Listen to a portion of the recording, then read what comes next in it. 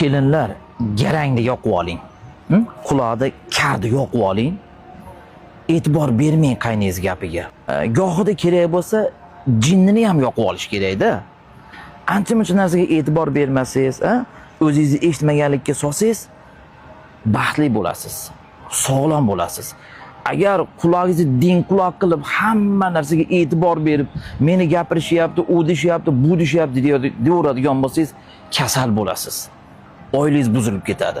Shuning uchun goh-gohida garangni ham yoqib, o'zingiz eshitmaganga olasiz, zvachkan chaynab yuraverasiz, keyin sog'lom yurasiz, baxtli bo'lasiz. Qaynonalar sizlar ko'rni yoqinglar. Qaynonalar ko'rni yoqib turinglar. Ya'ni kelinlarda ancha-muncha ishlarini ko'rmaganga solib turinglar o'zingizlarni. Ko'zinglar yumib turinglar, o'zingiz sog'lom bo'lasiz. Keliningiz ham, siz ham baxtli bo'lasiz.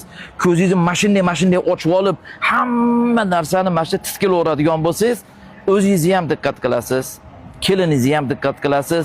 Oilada tinchlik, xotirjamlik bo'lmaydi.